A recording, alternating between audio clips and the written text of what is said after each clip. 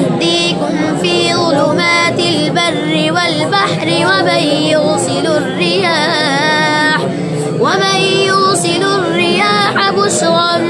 بين يدي رحمته أإله مع الله تعالى الله عما يشركون أمن يبدأ الخلق ثم يعيده ومن يرزقكم من السماء والأرض أإله مع الله قل هاتوا برهانكم إن كنتم صادقين قل لا يعلم من في السماوات والأرض الغيب إلا الله وما يشعرون أيان يبعثون بل ادارك علمهم في الآخرة بل هم في شك منها بل هم منها عمون وقال الذين كفروا أئذا كنا ترابا وآباؤنا أئنا لمخرجون لقد وعدنا هذا نحن وآباؤنا من قبل إن هذا إلا أساطير الأولين قل سيروا في الأرض فانظروا كيف كان عاقبة المجرمين ولا تحزن عليهم ولا تكن في ضيق مما يمكرون ويقولون متى هذا الوعد إن كنتم صادقين قل عسى أن يكون ردف لكم بعد الذي تستعجلون وإن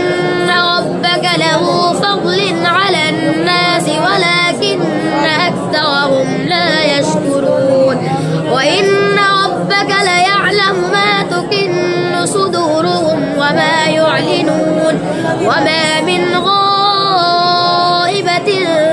في السماء والأرض إلا في كتاب مبين إن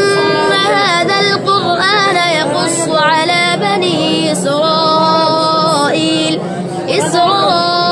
أكثر الذي هم فيه يختلفون وإنه لهدى ورحمة للمؤمنين إن ربك يقضي بينهم بحكمه وهو العزيز العليم فتوكل على الله إنك على الحق المبين إنك لا تسمع الموتى ولا تسمع الصم الدعاء إذا ولوا مدبرين وما أنت بهاد العمي عن ضلالتهم إن تسمع إلا من يؤمن بآياتنا فهم مسلمون وإذا وقع القول عليهم أخرجنا لهم دابة من الأرض تكلمهم أن الناس كانوا بآياتنا لا يوقنون ويوم نحشر من كل أمة فوجا ممن يكذب بآياتنا فهم يوزعون حتى إذا جاءوا قال كذبتم بآياتي ولم تحيطوا بها علما أم ماذا كنتم تعملون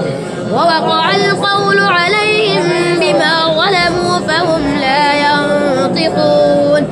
ألم يروا أنا جعلنا الليل ليسكنوا فيه والنهار مبصرا إن في ذلك لآيات لقوم يؤمنون ويوم ينفخ في الصور ففزع من في السماوات ومن في الأرض إلا من شاء الله وكل أتوه داخرين تمر مر السحاب صنع الله الذي يتقن كل شيء إنه خبير بما تفعلون من جاء بالحسنة فله خير منها ومن جاء بالسيئة فكبت وجوههم ومن جاء بالحسنة فله خير منها وهم من فزع يومئذ آمنون ومن جاء بالسيئة فكبت وجوههم في النار هل تجزون إلا ما كنتم تعملون إنما أمرت أن أعبد رب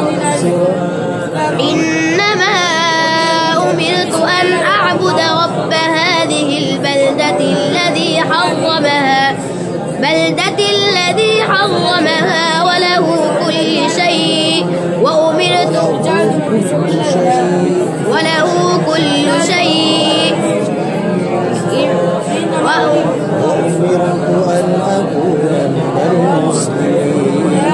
وأمرت أن أكون من المسلمين وأن أتلو القرآن فمن اهتدى فإنما يهتدي لنفسه ومن